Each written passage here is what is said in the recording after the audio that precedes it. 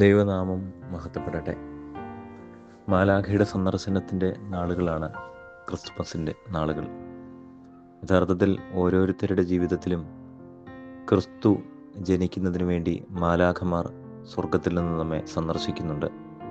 നമ്മൾ കരുതാറില്ലേ, എന്നിട്ടും എന്താണ് സങ്കടങ്ങളും വിഷമങ്ങളും ദുരിതങ്ങളും എന്നൊക്കെ?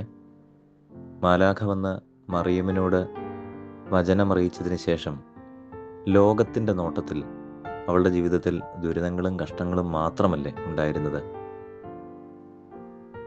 പിറക്കുവാനായിട്ട് കുഞ്ഞിനൊരു സ്ഥലം ഒരുക്കുവാൻ കഴിയാതെ പോയി. പിന്നീട് മുൻപോട്ടുള്ളതായിരിക്കുന്ന യാത്രയിൽ ഹെറോദ രാജാവ് അവനെ കൊല്ലുമെന്നുള്ള ഭീഷണി മുഴക്കുമ്പോൾ അവനെയും വഹിച്ചുകൊണ്ടുള്ള ഓട്ടം. പിന്നീട് ഹെരോദാവിൻ്റെ മരണശേഷമുള്ള തിരിച്ചുവരവ്. 12-ാമത്തെ വയസ്സിൽ അവനെക്കുറിച്ച് ആളുകൾ ഭ്രാന്തനെന്നൊക്കെ വിളിക്കുന്നുണ്ട്. 33-ാമത്തെ വയസ്സിൽ കാൽവറിയുടെ കപാലഗിരികളിൽ അവൻ്റെ ശരീരം ചേതനയേറ്റ് കഴിയുമ്പോഴും ഈ അമ്മ മറിയത്തിന് മാലാഖയുടെ സന്ദർശനം വലിയ ധൈര്യം നൽകുന്നുണ്ട്. കാരണം സ്വർഗത്തിലെ മാലാഖ വന്ന് അവളോട് പറഞ്ഞത് നിനക്ക് സമാധാനം എന്നുള്ളതാണ്.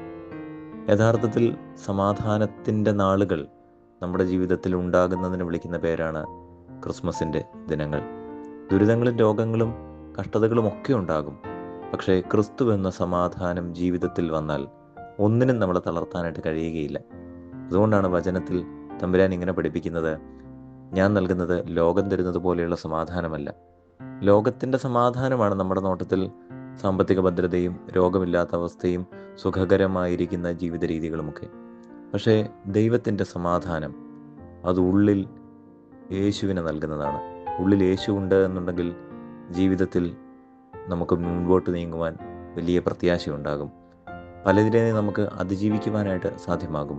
സ്വർഗത്തിലെ സമാധാനം കൊണ്ട് ഉള്ളിൽ യേശുവിന് ഇടം കൊടുക്കുവാൻ ഈ നാളുകളിൽ മാലാഖമാർ നമ്മയും സന്ദർശിക്കട്ടെ. നമ്മൾ തൂക്കുന്ന അലങ്കാര വിളക്കുകൾ അത് നമ്മുടെ സുഹൃതങ്ങളാകണം. നമ്മളായി തീരണം ഈ നാളുകളിൽ ക്രിസ്തുമസിൻ്റെ നക്ഷത്രമെന്ന് പറയുന്നത്. നക്ഷത്രം അവർക്ക് മുൻപായി പോയിക്കൊണ്ടിരുന്നു. എവിടം വരെയെന്നോ? യേശു തമ്പുരാൻ ജനിച്ചതായിരിക്കുന്ന സ്ഥലം വരെ. യേശുവിനെ കാട്ടിക്കൊടുത്തത് നക്ഷത്രമാണ് മറ്റുള്ളവർക്ക്. അങ്ങനെയെങ്കിൽ ഈ നാളുകളിൽ നമുക്ക് നക്ഷത്രങ്ങളാകാം. ഒരുപാട് പേർക്ക്, നമ്മുടെ ഓഫീസിൽ നമ്മുടെ കൂടെ ജോലി ചെയ്യുന്നവർക്ക്, നമ്മുടെ അടുത്ത തലമുറയ്ക്ക്, നമ്മൾ പള്ളിയിലായിരിക്കുമ്പോൾ അവിടെയുള്ളവർക്ക് യേശുവിനെ കാണിച്ചു കൊടുക്കുവാൻ നമുക്ക് കഴിയുന്നുണ്ടെങ്കിൽ 2024 ക്രിസ്തുമസിലെ നക്ഷത്രം നമ്മളാണ്. നമുക്കൊരു ചാൻസാണിത്, സ്റ്റാർ ആവാനുള്ള ഒരു ചാൻസ്. ക്രിസ്തുവിൻ്റെ പുൽക്കൂട്ടിലേക്ക് ഒരാളെ ആനയിക്കുവാനുള്ള സ്റ്റാർ.